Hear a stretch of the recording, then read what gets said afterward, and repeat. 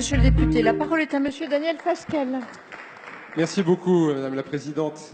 Monsieur le ministre, Monsieur le rapporteur, chers collègues, je crois qu'il faut arrêter de se payer de mots. Votre texte n'est pas une grande révolution et en réalité, vous n'avez pas inventé grand-chose. La contractualisation, c'est Bruno Le Maire qui en a chanté les charmes quand il était ministre de l'Agriculture et qui l'avait introduit dans le projet de loi qu'il portait à l'époque. La construction du prix à partir des conditions générales de vente, c'est dans le Code de commerce. Et puis, en ce qui concerne la possibilité de s'organiser en OP, AOP, organisation interprofessionnelle, ça existe déjà.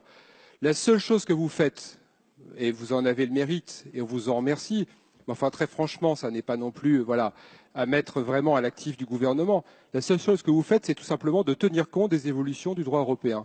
S'il n'y avait pas eu l'arrêt sur les endives de la Cour de justice de l'Union européenne en novembre dernier, s'il n'y avait pas eu le règlement Omnibus, on ne serait pas là ce soir à discuter de votre texte. Donc vous ne faites que tirer les conséquences des évolutions du droit européen. On n'est pas là devant un grand texte qui serait sorti de magnifiques états généraux de l'alimentation. On aurait réinventé l'agriculture française.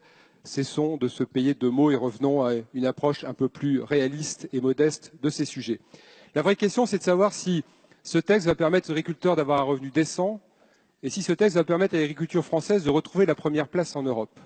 Et malheureusement, à ces deux questions, je crains qu'on ait à la fin de nos débats à répondre deux fois non.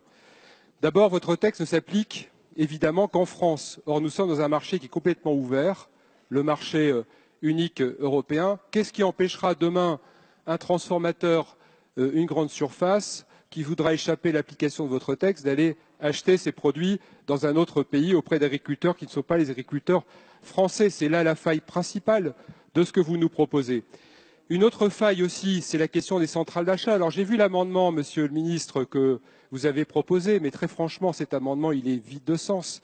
S'agissant des centrales d'achat, vous avez déposé un amendement en nous expliquant que si jamais il y a des rapprochements entre centrales d'achat, on appliquera le droit de la concurrence. On n'a pas besoin d'un amendement et d'un texte dans le Code de commerce pour dire qu'on va appliquer le Code de commerce.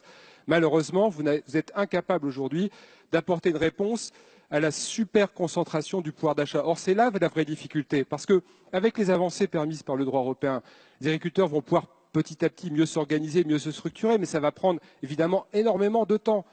Et pendant ce temps-là, eh bien, les centrales d'achat, elles, s'organisent au plan français, au plan européen, ne cessent d'être plus puissantes, le rapport de force ne cesse de se déséquilibrer.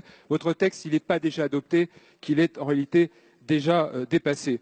Je passe sur les normes qui, forcément, à l'occasion des débats, et on sait que votre majorité est très divisée sur un certain nombre de questions, ne manqueront pas d'apparaître à la fin du texte. Or, les agriculteurs se plaignent d'être écrasés de normes, ils le seront encore plus demain. Je ne parle pas évidemment du Mercosur. Quant à la politique agricole commune, on savait tous dès le mois de janvier que M. Macron avait abandonné la politique agricole commune et on savait très bien dès le mois de janvier que la Commission nous ferait une proposition de baisse du budget de l'agriculture. Alors vous poussez aujourd'hui des cris d'orfraie, mais en réalité tout cela a été inscrit et si on a maintenant et aujourd'hui une baisse de la PAC et du budget de la PAC, c'est-à-dire demain une baisse du revenu des agriculteurs, c'est de votre responsabilité parce que vous n'avez pas su, parce que le président de la République n'a pas su défendre les intérêts de l'agriculture française à Bruxelles et parce qu'il a laissé filer le dossier. Alors ce texte, finalement, pour conclure, c'est certes au mieux une bonne intention, au pire un leurre. Ce qui est certain, c'est que le compte n'y est pas. Il manque une grande politique volontariste en faveur de l'agriculture française. Mais vous êtes incapable et dans l'incapacité de la porter. Alors je ne vous mets pas en cause personnellement, Monsieur le Ministre, parce que vous faites tout ce que vous pouvez et vous êtes plein de bonne volonté. Mais malheureusement, vous êtes pris au piège du en même temps. On ne peut pas en même temps favoriser, vouloir que l'agriculture française soit la première d'Europe, vouloir un revenu décent pour les agriculteurs et proposer tout ce que vous proposez dans ce texte et écouter un certain nombre de voix dont on sait très bien qu'elles portent une autre vision de l'agriculture.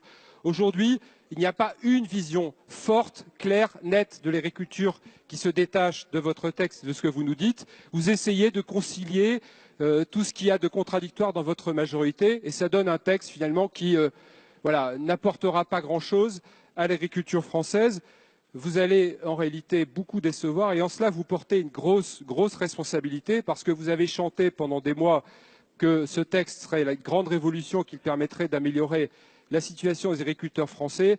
Il y aura malheureusement demain des réveils extrêmement difficiles et à ce moment-là, vous porterez la responsabilité de l'immense déception que vous n'allez pas manquer de créer malheureusement dans le monde agricole. Merci.